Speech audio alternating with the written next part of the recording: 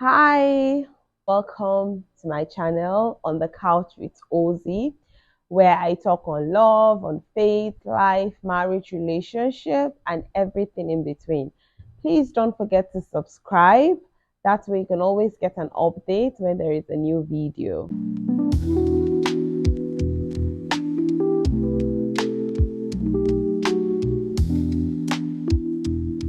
So, let's get right into today's video. From the title, I'm guessing you already know what I'm talking about today. I figured that in a world where we are always running, there's always something we need to catch up to do. It could be with our career, our personal life, everything. Just there's always something, our business, stuff like that. The world is on a fast pace.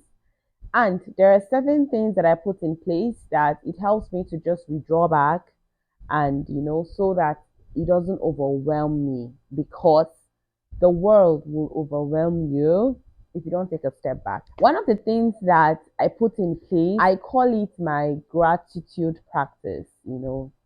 I try to cultivate this positive habit where I carry my journal.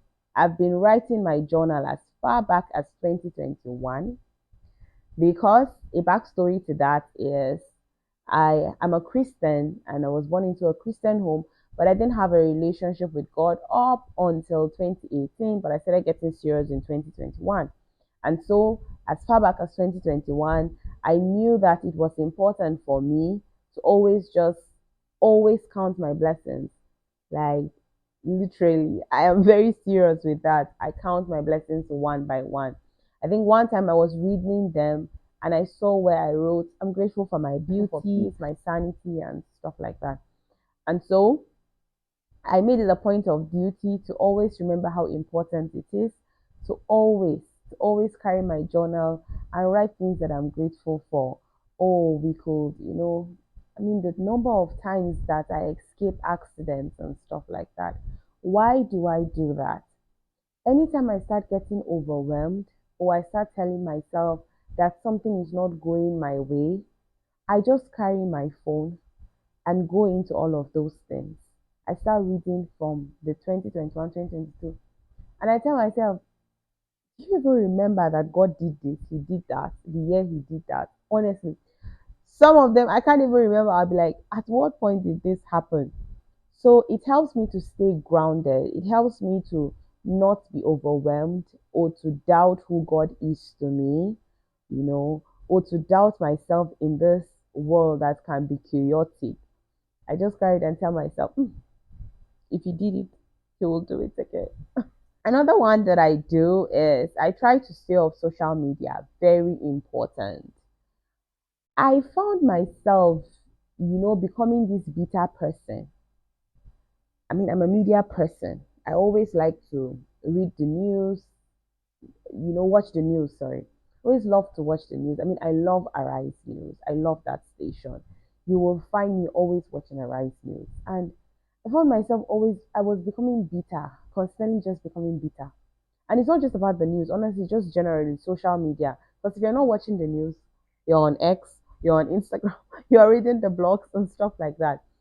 And I told myself that I needed to withdraw from all of that.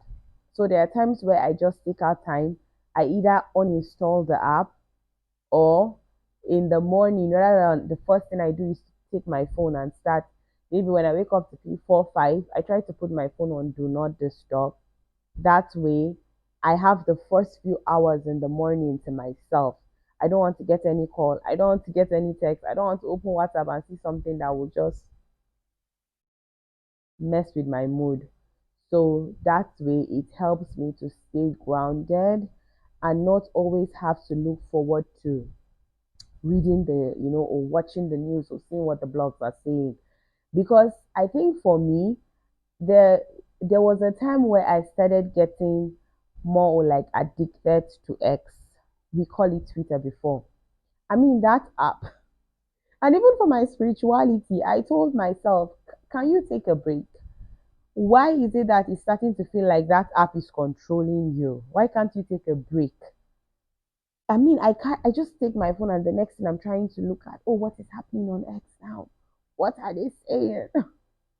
So yes, I I had to enforce it and tell myself, no, you have to uninstall it. There are certain months where I'm off that app, you know, just so that I can give myself that break to breathe. Sometimes I set timer on my Instagram where I'm like, okay, once it's this time, I'm off it. I can always come back and check whatever it is after. They affect your mood. I'm telling you guys, me for sure, it does that. The blogs, the sad stories, the bad news. My country can drain you. Nigeria, it can drain you. So I try to withdraw myself from all the negative Another news. Thing that I do, I try to set boundaries. Yes. I try to set boundaries. And what I mean by that, I try to limit my commitment, to certain places, certain invites. And it's not because I am in a bad place with the person that sent the invite. It's just a way for me to just withdraw back, just be in my space and not have to go through the whole I have to be here, I have to be there and stuff like that. If I can make it, I would make it. But I'm not always going to be available. Another thing that I do is I try to be flexible. Yes, I try to be flexible. I try to allow things that I cannot control. I think one of the things that I think personally for me, I know myself. I know myself to a T.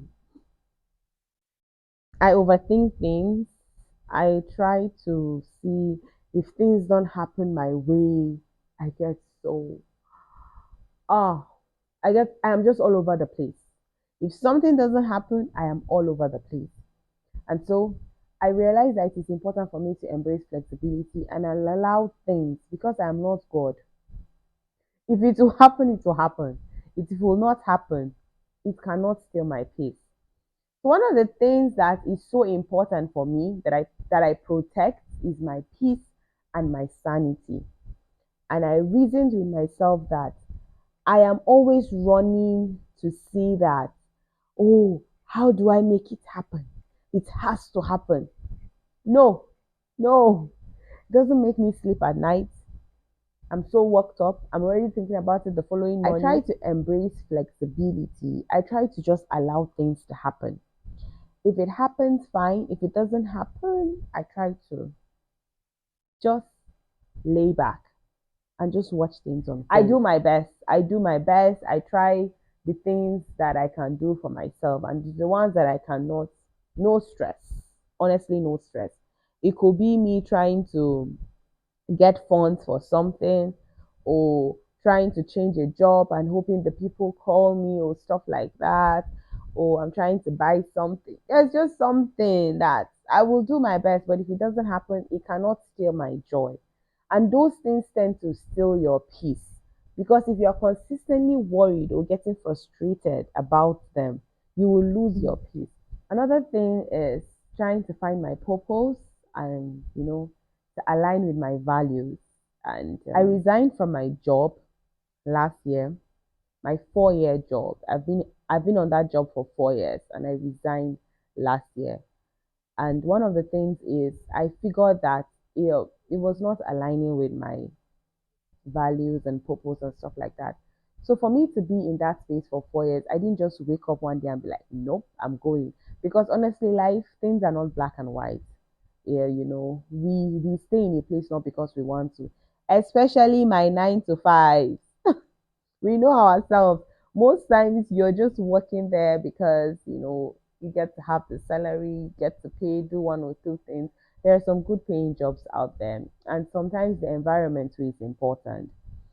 If you're not working in a very conducive environment, you're always going back home complaining and stuff like that.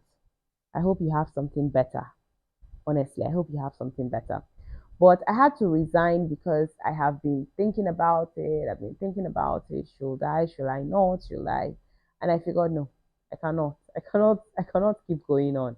It was not aligning with my purpose. And another thing is, I know that I'm created for different things, and I want to see myself working in those aspects of my life. I pray about it. I wait on God. I want to hear Him. But I know one thing for sure is I am meant to serve people, and that is also serving in church. I want to see myself doing things, helping people with my voice also. That way, it helps me to stay grounded and know that I don't have to look at the next person and tell myself, oh my God, they're doing better than me. Oh my God, they're more committed than me. Nope. I know what I want. I know what God wants me to do, and I'm going to follow that line. Align to your purpose, pray about it, and stay on your lane. Because this world, you see that social media, we are back to it again.